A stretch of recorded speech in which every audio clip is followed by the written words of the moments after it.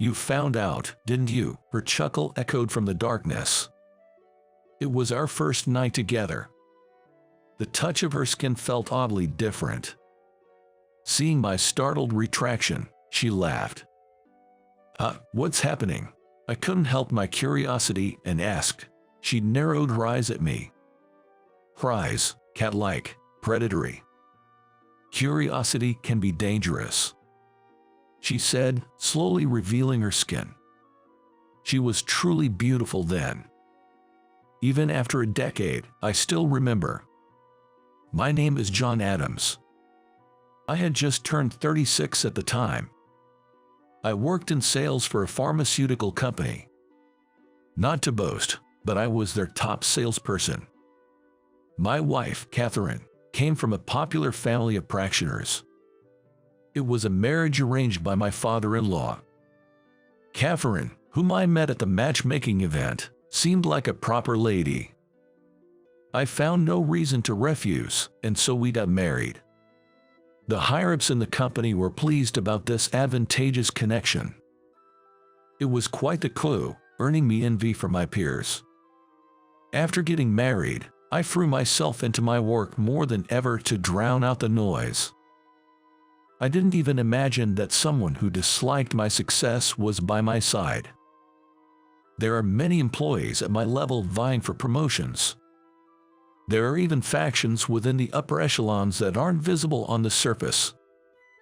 Success depended on standing out in terms of sales and the scale of hospitals I managed, and becoming favored by the influential faction in the upper management. But honestly, I wasn't interested in all that. I simply wanted to help patients through our products. It's not some noble idea. I had a sister who didn't survive childhood cancer.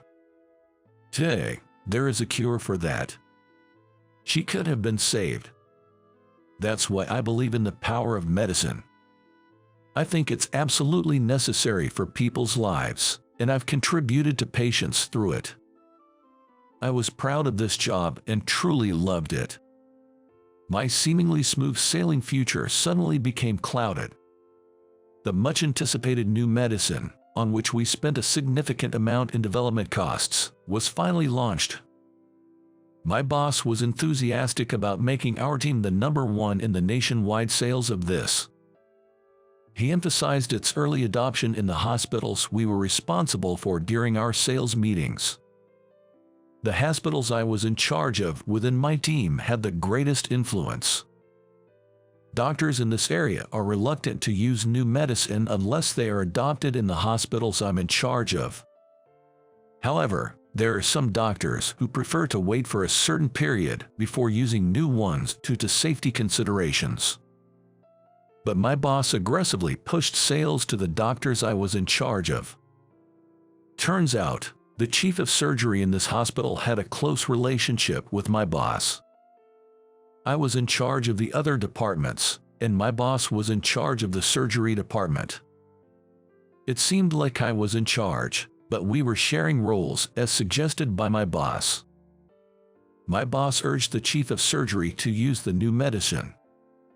At that time, frequent wining and dining by pharmaceutical companies was still common, and my boss often went drinking with the chief of surgery, using my entertainment budget. This new drug is a fantastic medication that can be effective even for patients who have not had enough effect with other drugs. Therefore, I really want patients who are struggling to consider using it. However, caution was required when using it. Most drugs have precautions for use. Especially for drugs where side effects are a concern, there can be patients who should absolutely not use them. Surprisingly, my boss did not promote the appropriate use, which could be called the most important mission. As a result, the chief of surgery prescribed the drug to a patient who should never have taken it. The patient suffered from severe side effects. It was a serious incident that went unnoticed in the pharmacy department. I rushed to the hospital as soon as the side effect report came in and collected detailed information after hearing about the case. I was in shock. The patient was someone who should never have been administered the drug, and the prescribing doctor claimed not to have known. I deeply regretted sharing responsibilities with my boss. My boss went pale. This became a major issue within the company. And then, my boss pushed everything onto me. In fact, my name is the one listed as the person in charge of the hospital internally. I followed my boss's instructions to handle the expense reports for the entertainment costs. I was called in by the executives and confronted with documents and receipts. Receipts from lounges and restaurants that I never visited but processed. No matter how many times I explained the situation, the overwhelming amount of evidence made it hard to convince them. My boss was sitting next to the executives, looking smug. However, I knew that it was all a bluff. His trembling fingertips gave him away. I've seen the ugly side of humanity, and I was suddenly sick of the life tied to achievement figures. Facing the accusing executives, I told them that everything was done on my own accord. I declared that I would take responsibility and resign. The room went silent at my forthright demeanor. I wondered if my boss would try to keep me, but he didn't, and I easily quit my job. I had some savings, and I figured I'd manage somehow. That's what I thought. When I got home, Catherine greeted me with a fury in her eyes. Apparently, my father-in-law already contacted her. She reproached me for quitting my job right at the doorstep. She had some documents clenched in her hand. I could instantly guess it was divorce papers. There was something almost laughably meticulous about it. She was ready to part ways swiftly with a husband who no longer held any value. I guess she'd taken some advice from her dad. Everything felt like such a hassle, so I just signed the divorce papers on the spot. The house was a gift to Catherine from her father. I'll let you know once I decide where I'm going. I left those words behind as I left our home. I knew I wouldn't be coming back, but surprisingly, I didn't feel a trace of regret. If Catherine had shown even a slight hesitation to take the divorce papers, I might have ended up begging her in tears. But Catherine took the divorce papers aggressively, looking at me as if I were trash. All she needed from me was my income and my status. Knowing this, I felt a sense of ironic humor. From the next day, I started looking for a place to live. Being jobless, it was hard to find a realtor who would accommodate me. Even with my income certificate, they were cold to an unemployed man. I was in a tight spot. I decided to ask for help from an old friend. I remembered him working in the real estate industry. My friend was surprised by my situation and amazed at my current state.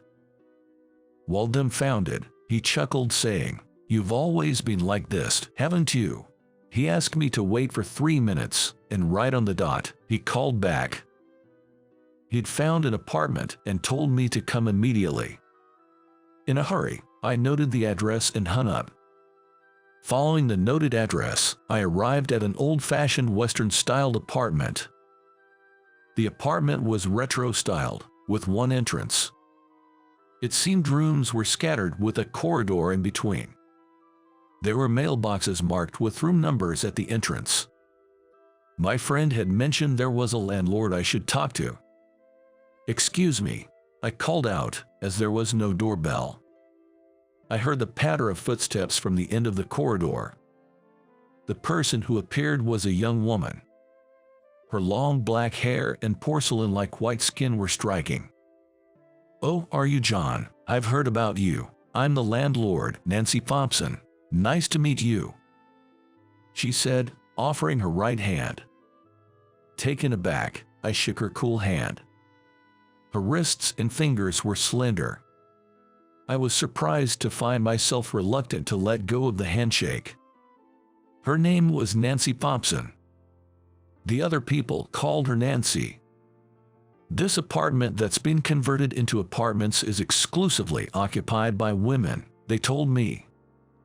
There's no need for any deposit or broker's fee, but they ask for my help with the heavy lifting. When I agreed to help out if I could, Nancy said with a laugh, "Well then, consider our deal done." "John, I heard you used to work for a pharmaceutical company," she remarked, offering me the keys. She must have heard from a mutual friend. Yes, I did. I worked there for many years, but recently resigned. When I admitted that I was hit with a divorce as soon as I quit my job, Nancy burst into laughter. She seemed genuinely surprised when I confessed that I left my house right after that. "Well, there's nothing wrong with starting over," she said, her smile dazzling me. She seemed unbothered when I promised to find work quickly. And so, my new life began. There were a variety of tenants in these apartments. Students, novelists, and single mothers. There was even a mother who was escaping from an abusive husband. They all seemed to rely on me, which had me shaking with fear, as I lacked confidence in physical strength. They were all amiable people who brushed off my divorce with laughter. I started to learn more about Nancy. She was a 30-year-old widow who had outlived her husband. Apparently, she took over the apartment from her biological father. Her late husband had been a doctor. Small world. I felt like we might have just missed each other at some point. I started working part-time at a local bookstore. I considered getting a full-time job, but I wanted a part-time job that gave me more free time. There was quite a bit of physical labor required at the apartment, so I started doing some simple repairs on my days off. Nancy would occasionally share some of her dinner or bring me bread that she had baked as a hobby. The more we interacted, the more I found myself attracted to her. She casually helped out the other tenants in the apartment. The hallways were always clean, and despite the age of the apartment, it was comfortable living there. She even seemed to help the children of the single mothers with their homework from time to time. Just as I was drawn to her, she seemed to show an interest in me. She asked me about my previous job and often stopped by the bookstore where I worked part-time. It didn't take us long to start having dinner together. As we closed the gap between us, I found myself touching her skin for the first time in the darkness when I stayed at her place for the first time. She looked even more alluring than usual, so stunning that it took my breath away. Her skin was as cool as when I touched her hand that day. There was a strange sensation in her skin, and I instinctively pulled my hand back. Her skin felt too different to be human. Nancy stared at me as I pulled my hand back. Seeing my surprise, she laughed a little. "Sorry, what's going on?" In my flustered state, I lost all my older man's composure and asked her. She just narrowed her eyes and smiled. "Curiosity kills, you know. Are you sure you won't regret this?" She stared me down with eyes as fierce as a wild feline, revealing her skin to me. Upon it, a multitude of surgical scars remained. It must have been a significant injury. The marks on her pale skin almost resembled a flower pattern. The shocking severity of the scars I was seeing for the first time left me speechless, and she peered into my face with a hint of amusement.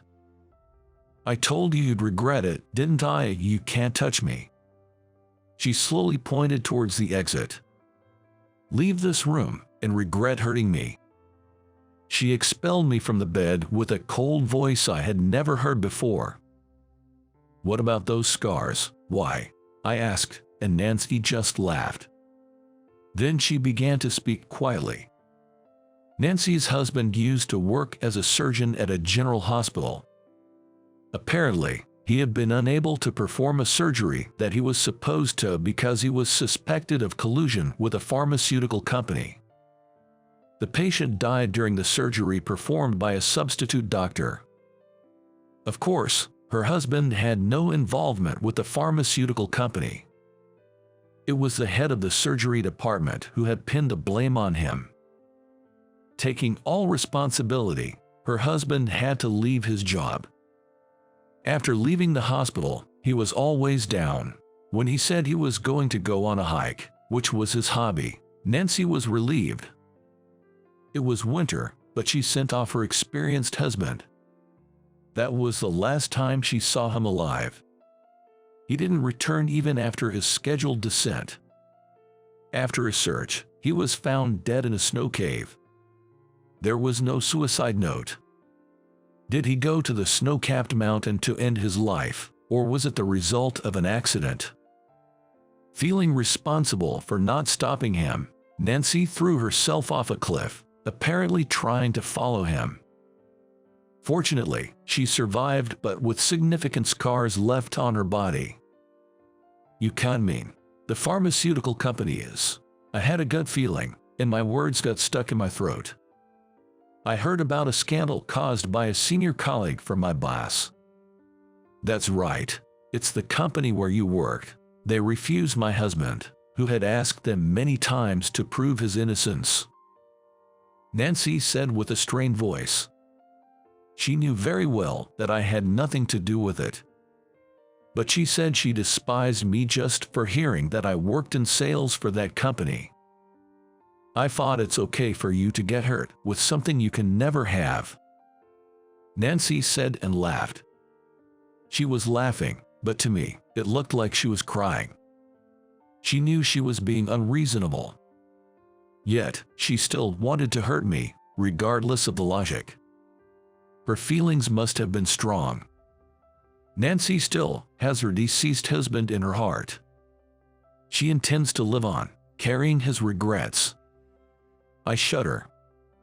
Did Nancy draw my attention just for this? I wanted to believe that there were some feelings for me, if only a little bit, otherwise. Thanks for everything so far. I'm leaving tomorrow. I can't stay in this apartment any longer. I decided to leave tomorrow. I took a little break during my long life. My days in the apartment were such peaceful days. That would help if you could do that. I had a slight hope that she might stop me, but she wasn't that kind of person.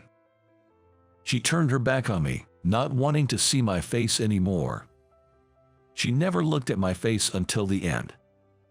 The next day, I rushed to the real estate agency from the morning and looked for a new apartment.